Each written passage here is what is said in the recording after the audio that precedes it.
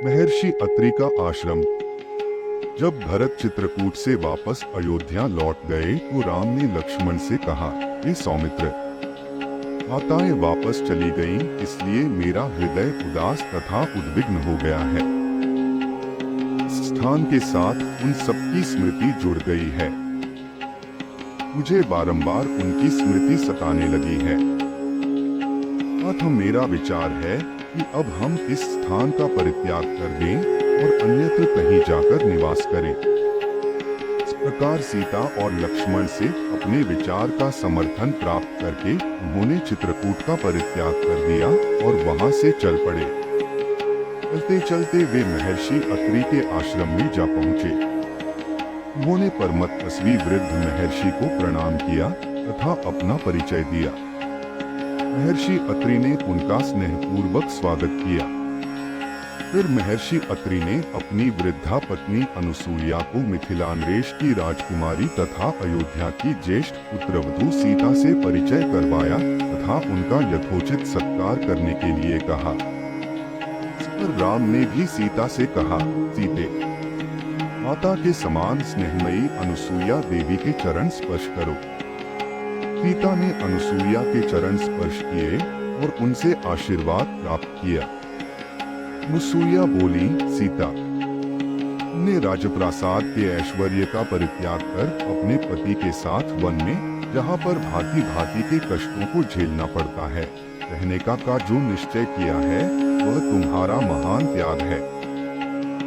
मैं तुम्हारे त्याग से अत्यंत प्रसन्न हूँ। तुमने तीनों लोकों में नारी के पतिव्रत धर्म की महिमा को महिमामंडित कर दिया है। इस सुखदेव, जो अपने पति के गुणों का विचार किए बिना उसे ईश्वर के समान सम्मान देती है और प्रत्येक दुख सुख में उसका अनुसरण करती है, उस स्त्री के चरणों पर स्वर्ग स्वयं न्यौछावर हो जाता है। ती चाहे कितना ही कुरूप, दुष्चरित्र, क्रोधी और निर्धन क्यों न हो, वह पत्नी के लिए सदैव श्रद्धेय है। उसके जैसा कोई दूसरा संबंध नहीं होता। पति की सच्ची सेवा ही स्वर्ग का मार्ग प्रशस्त करती है। जो स्त्री अपने पति में दुर्गुण देखती है, उस पर अपना वर्चस्व स्थापित करने के लिए उसके साथ नित्य कलह करती है तथा उसकी अवमानना और उसकी आज्ञाओं की अवहेलना करती है, उसे इस लोक में अपयश तो मिलता ही है पर मृत्यु के पश्चात नरक को भी जाती है।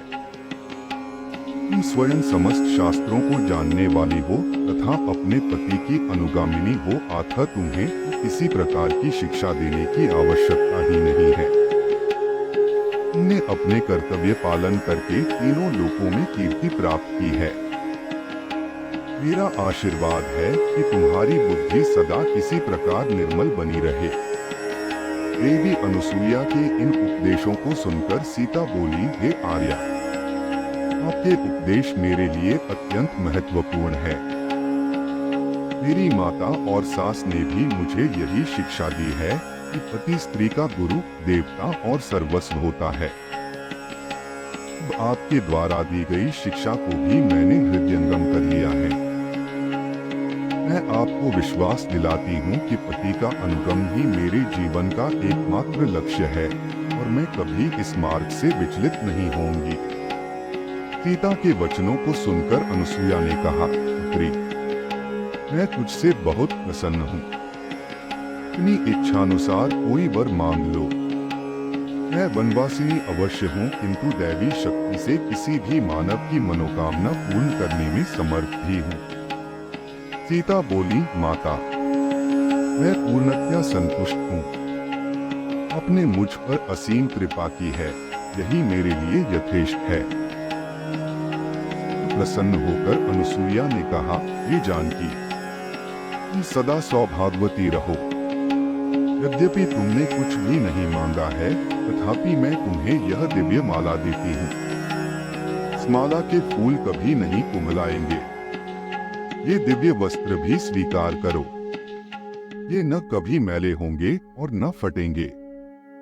यह सुगंधित अंगराग भी मैं तुम्हें देती हूँ, जो कभी फीका नहीं पड़ेगा। अनुसूया ने तीनों वस्तुएं सीता को देकर उन्हें अपने सम्मुख ही धारण कराया। उनके चरणों में सिर नवाकर सीता रामचंद्र के पास गई और उन्हें माता अनुसुईया के दिए उपहार दिखाए। संध्या को सबने एक साथ बैठकर संध्योपासना की।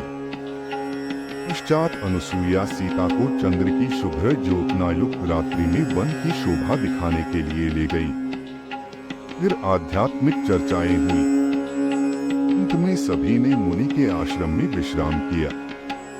प्रातःकाल जब राम ने अत्रि ऋषि से विदा लिया तो वे बोले, हे रघुनंदन, इन वनों में मनुष्यों को अनेक प्रकार के कष्ट देने वाले भयंकर राक्षस निवास करते हैं, जिनके कारण अनेक तपस्वियों को असमय ही कालवित हो जाना पड़ा है।